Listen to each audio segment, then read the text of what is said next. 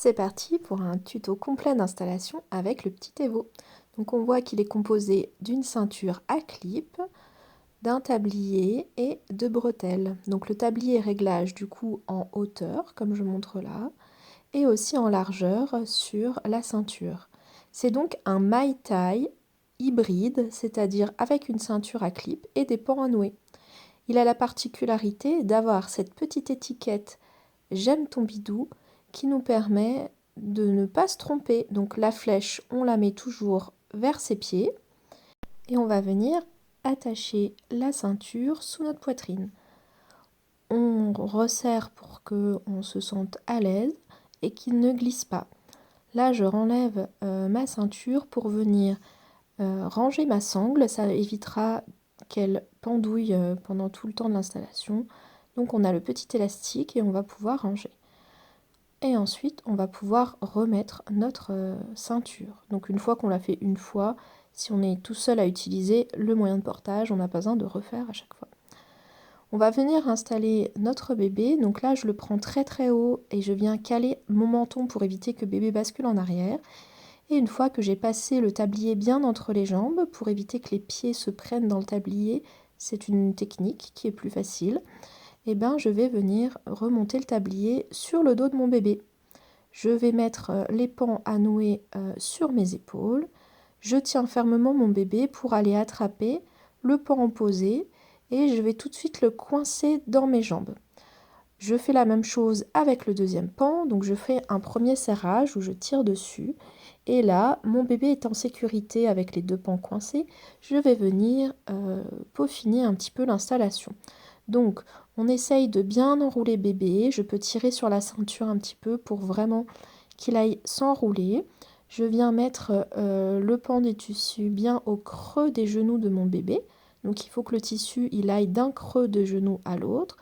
Je vérifie la hauteur des tabliers. Donc là, je tire un petit peu sur ma sangle parce que mon tablier était un peu trop haut. Et je viens vraiment prendre le temps d'installer mon bébé dans sa posture. Là, je remonte un petit peu les genoux pour que les genoux soient plus hauts que les fesses. Avec un vrai bébé, c'est vraiment plus facile. Ici, mon bébé ne s'enroule pas, mon poupon ne s'enroule pas vraiment beaucoup.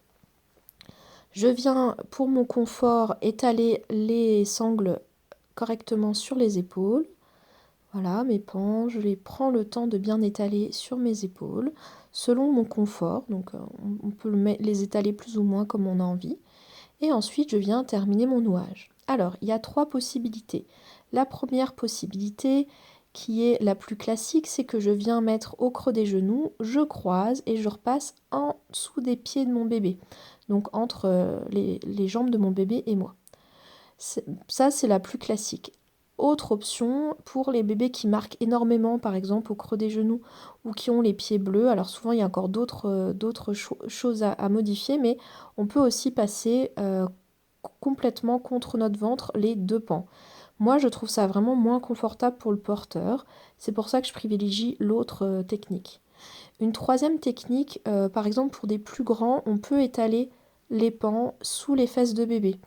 Ou dans certaines situations. Attention, c'est plus technique.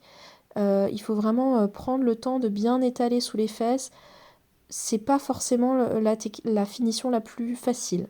Mais si votre monitrice de portage vous a dit de faire comme ça, voici comment on peut faire.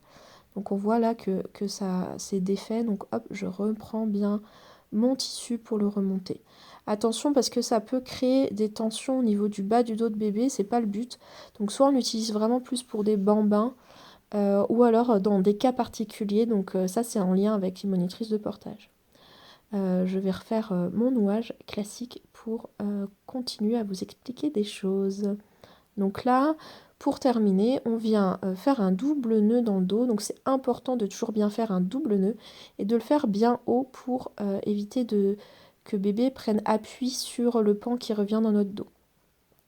On vient vérifier que le tissu est bien au creux des genoux et pas au niveau du mollet. Donc s'il est comme ça au niveau du mollet, on le remonte bien. C'est souvent ça qui fait les pieds bleus, c'est qu'on le met au niveau du mollet. On peut réajuster encore un petit peu la position si c'est nécessaire et le confort au niveau de nos épaules. Pour enlever bébé, évidemment, on peut tout défaire complètement. Là, je vous montre une astuce pour éviter que les pans traînent par terre. C'est-à-dire que si par exemple on est dans un environnement, il pleut, on n'a pas envie que les pans traînent par terre, on peut faire comme ça. Donc on va desserrer notre nœud, on tient bien notre bébé tout le temps du desserrage et on vient tirer sur les pans. Alors j'ai d'abord enlevé les pieds et ensuite je viens tirer sur les pans et j'enlève comme un peu un t-shirt qu'on enlèverait autour de nous. Voilà, et là je récupère mon bébé.